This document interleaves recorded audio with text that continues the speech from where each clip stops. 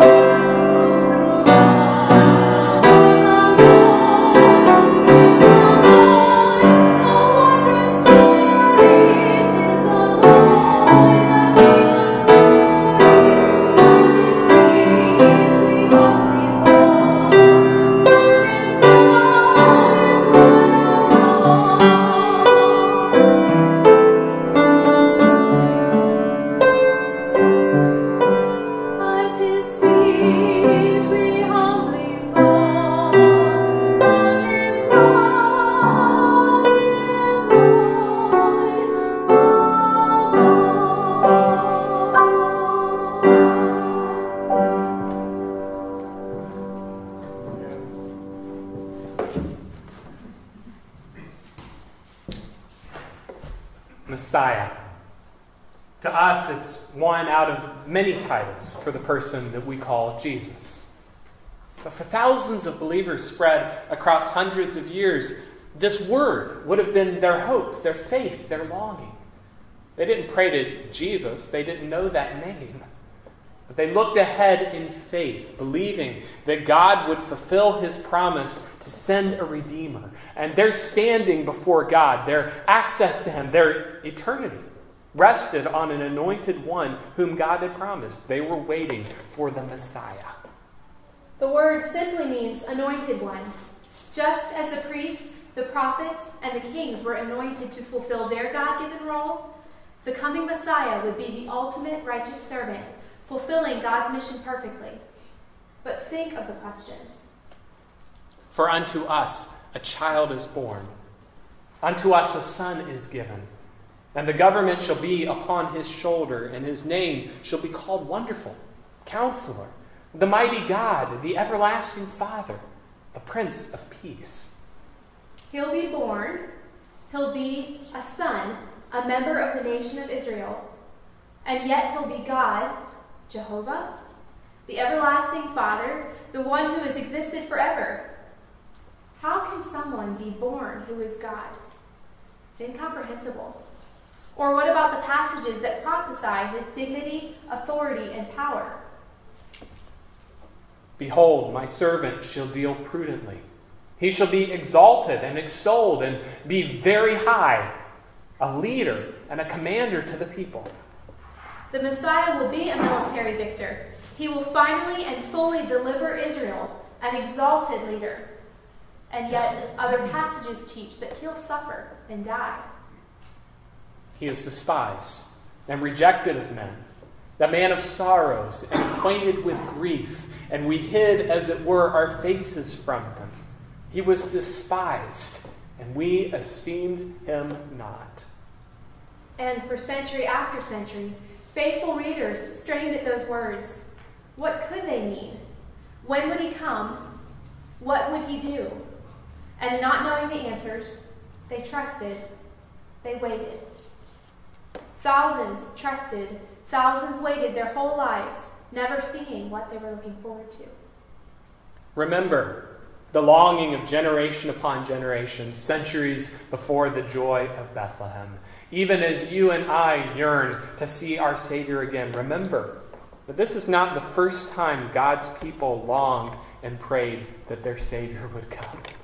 Think of what it would have meant to be like Abraham, waiting for the coming of the Messiah.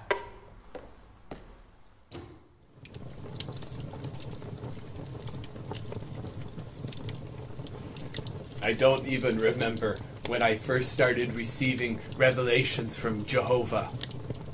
But one day, he just told us, leave your city, your possessions, your people, everything you know, go.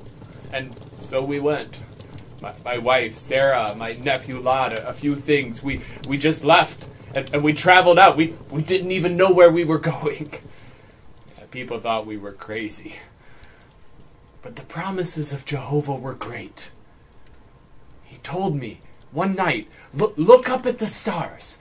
Count them, he said. Count the stars. Well, it was too many. I couldn't count the stars. That is the number of your descendants, he said. Like the stars in heaven, like the sand on the seashore. I will make of you a great nation, he told me. They will have a land. They will be a blessing to the world. And then he spoke. He spoke of a descendant. Not descendants as of many this time, but descendant as of one. That this descendant would be a great blessing. First I thought maybe it would be Isaac, my son. Then I thought maybe it would be his sons, Jacob or Esau. It is not Jacob or Esau.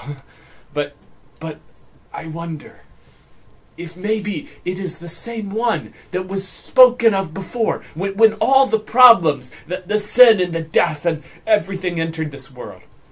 That there was a promise that there would be a seed that would crush the head of the tempter. I think that this descendant that I'm waiting for will be the answer to the longings of this earth, a blessing to the world by turning away the problems of sin and of death. I'm waiting, and I'm trusting. I'm looking to the promises of Jehovah, and I hope that this great descendant of mine will come soon.